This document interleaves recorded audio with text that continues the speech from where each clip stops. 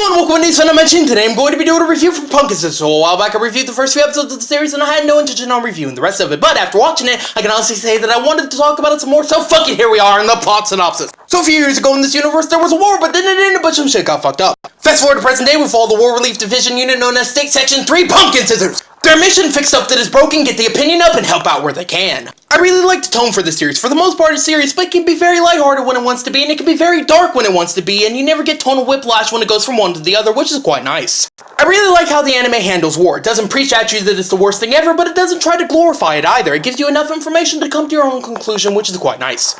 Overall, for the most part, I really liked the writing for this series. It really surpassed my expectations. I thought something was going to be generic, but it went the entire opposite way with it, which I really liked. But it does occasionally fail here and there, but for the most part, it's quite good.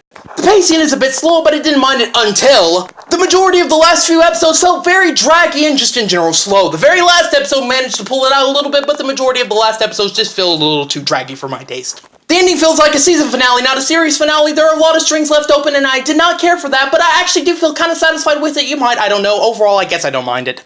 The animation was done by Studio Gonzo, and by their standards, it looks pretty damn decent. It's overall quite consistent, and they don't use any of that they use a little bit of that horrible 3D, but not very much of it, which is quite nice.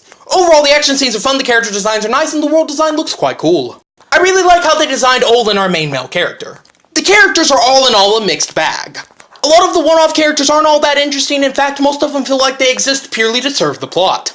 On the other hand, most of the reoccurring characters are really damn good. At first they might seem one-dimensional and very, very overly done, but as you get to know them, you find out that they're not as one-note as they might seem. I especially like how the main chick was developed. Duh, because yes indeed this anime does have an English dub. Well, some of the voice acting was a bit dodgy in places, but for the most part it's alright. I enjoyed everyone's performance. If you like yourself an English dub, you should find it to be serviceable. Overall, Pumpkin Scissors is sort of like a child. Yes, it does fail and fall on its face sometimes, but equally, it can surprise and amaze you at some points as well. It's overall quite a good series, and I do most certainly recommend it despite the sort of dodgy ending. Thanks very much for watching. As always, if you'd like to consider subscribing, it'd be much appreciated, and my sincerest apologies for any and all word screw-ups. This series was overall a pleasant surprise, and I'm incredibly glad I checked it out. Anyway, thank you very much for watching once again. Have a nice day, stay in good health, and well, goodbye! Pumpkin scissors, snip, snip, motherfucker.